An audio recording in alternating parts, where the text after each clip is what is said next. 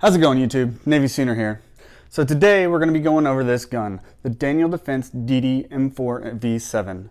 This is my full review on it. It is not my overview, so if you want to see the overview of the gun, go check out that video. But this is going to be the review after about 2,000 rounds through the gun.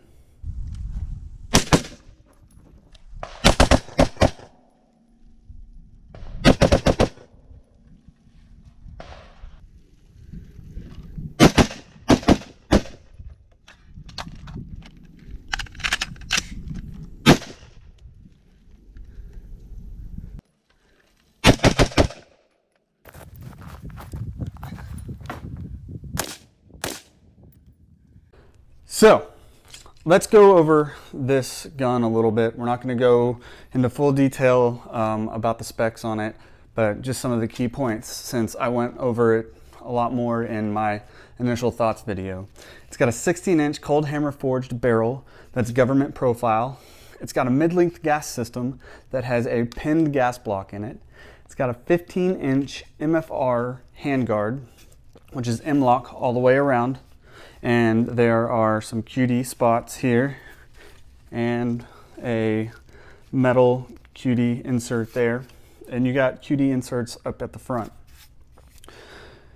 And on it, it's got a Daniel Defense flash hider, which I'll tell you in a little bit, I kind of liked. It's a little canted, but not a big deal. Now, let's go look at the accuracy of this. So I used what I have everything zeroed in for this DDM4V7. I have everything that I have 5.56.223 zeroed with this 2223 Remington hollow point boat tail 69 grain. I yanked on that one, so I mean you can say how you want, but this group is pretty good and I know I yanked that one. Next up, I have the Hornady black ammunition, which it's about 2 inches. I didn't yank on those, maybe 1.5 inches. Decent group for the price of the ammo. Same with this one. They're both around $11.99, $10.99. And then we go up here to the Frontier Cartridges by Hornady, which I believe is the same bullet as the Hornady black. I don't know why they're different prices, but it kind of got the best group. It's still about 1.5 inches there for the grouping, but for the price, these are pretty good ammos, and this is on the DD. If you were to put better ammunition in there and put a better shooter behind the gun, you'd probably get better consistent groups and better groups all around than what I can put down. This gun is an accurate gun. I'm not knocking it for that. Just keep watching why I knock it.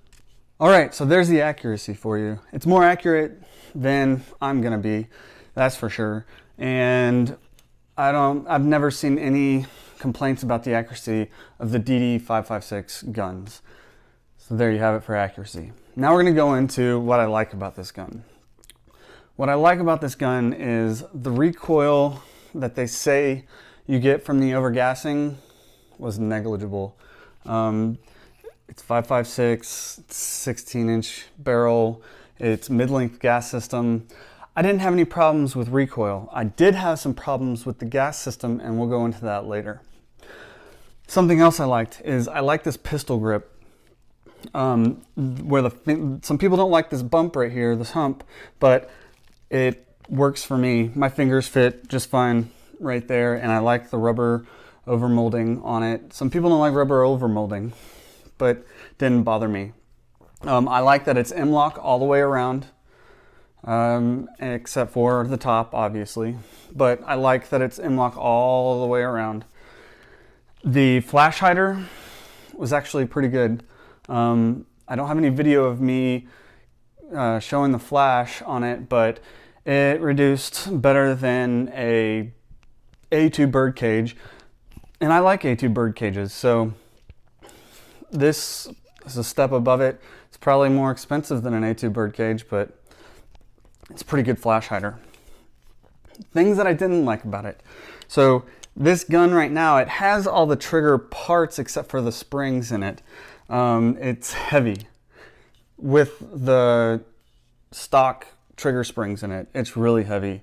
Like 7.5, 8 pounds for it. That's unexcusable for how much this gun is. The buttstock, I just didn't like how I had to grab up here on the buttstock. Just not used to it. It's not intuitive when you need to get it out faster or push it in or whatnot. The rubber on it didn't bother me. They say that it grabs hair, but it didn't grab my hair. And then another thing I didn't like is the Milspec charging handle. Yes, I can go change that out, but I wanted to run the charging handle the way it is.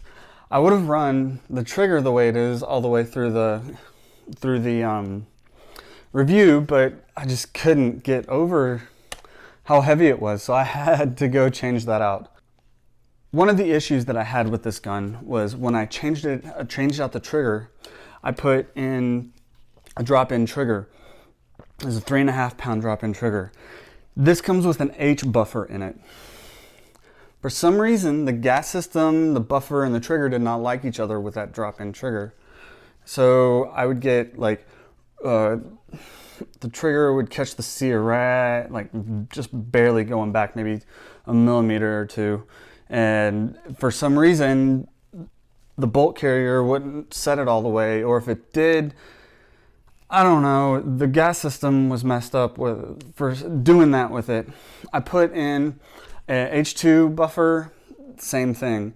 I put in a carbine buffer and it didn't do it as bad. So I went back and I took the trigger out thinking, oh, I've got a crappy trigger. No, I didn't. I put it into 2 other guns and that trigger worked flawlessly. Don't know why it's not working in here, but then I wanted to figure something out about the springs, because the trigger springs, because they were so heavy.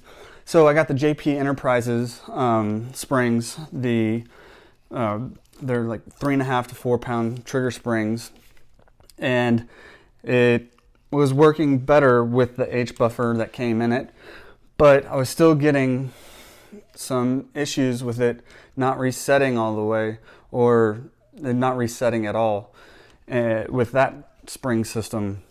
So I put in the H2 buffer thinking, oh, it's overgassed, that must be what's wrong with it. So I put the H2 buffer in it and it still had the issues. Maybe 1 out of 10, 15 rounds it had that issue. And then I was like, man, this is just making me mad. So I put in the carbine buffer weight in it, or carbine buffer in it, and lo and behold, it fixed the issue. So with the carbine buffer and these springs, it's working great the way it is. Overall, once I got the cycling issues fixed and I got the trigger that was like pulling the stone of shame, sorry, like pulling the stone of shame, Simpsons reference, this gun worked great. The one thing that I'm gonna knock about it is for how much it is, they can do something with that trigger. They can do something with this charging handle. That's piss poor, Daniel Defense. I'm sorry. I understand that you think people are gonna go change out triggers once they get it, or change out the charging handle they like once they get it. But what about the people that just go buy this off the shelf? They're just gonna have to deal with that trigger. All in all, this gun was too expensive for the issues I had with it and the fact that you get a subpar charging handle and trigger. It's like $1,600, more than $1,600, $1,650, somewhere around there. I can't remember, but I don't know. Go get a BCM that doesn't have those issues. Sorry if you don't like my review about it, but that's just my 2 cents. It's a good gun, and if you are a Daniel Defense fanboy, then have fun. And if you're buying this gun to change out, and you're going to change out the trigger and the charging handle immediately, good on you. but the issues with the gas system and the buffer just aren't really worth it. So that being said, I'm probably going to sell it. Maybe sooner out.